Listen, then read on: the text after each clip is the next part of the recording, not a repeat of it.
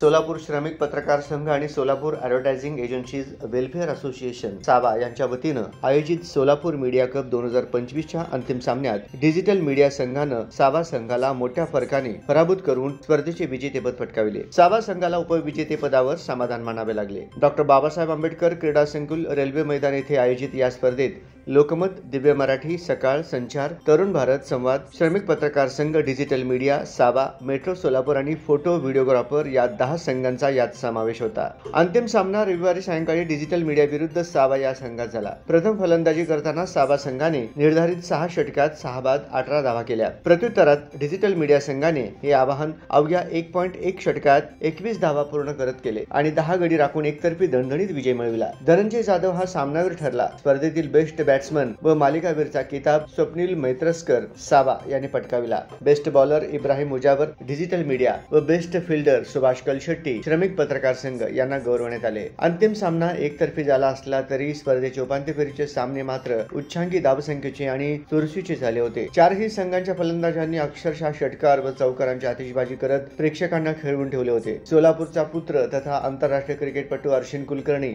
याच्या हस्ते या क्रिकेट स्पर्धेचे बक्षीस वितरण करण्यात आले। यावेळी डिजिटल मीडिया संघाचे अध्यक्ष विजयकुमार बाबर, कॅप्टन रत्नदीप सोनवणे आणि टीमने बक्षीस स्वीकारले। यावेळी शिवसेना शिंदे गटाचे जिल्हा प्रमुख अमोल शिंदे, माजी नगरसेवक अनंत जाधव, बँक ऑफ इंडियाचे वरिष्ठ अधिकारी विजयकुमार सोनकुसरे, श्रमिक पत्रकार संघाचे अध्यक्ष विक्रम खेलबुडे, सरचिटणीस सागर सरोवसे, खजिनदार किरण बनसोडे, साबाचे अध्यक्ष संतोष उदगिरी, सचिव अक्षय झवेरी, राज्य अधिस्वीकृती समितीचे सदस्य प्रमोद बोडके, संयोजन सदस्य आफताब शेख आदींची प्रमुख उपस्थिती होती। क्रिकेट हा सांघिक खेळ आहे, तो सर्वांनाच आनंद देतो। अलीकडच्या काळात क्रिकेटची मोठी क्रेज निर्माण झाली आहे। स्पर्धेपुरते न खेळता क्रिकेट नियमित खेळले पाहिजे असे सांगून अर्शिन कुलकर्णींनी विजेत्यांना व स्पर्धेत सहभागी खेळाडूंना शुभेच्छा दिल्या।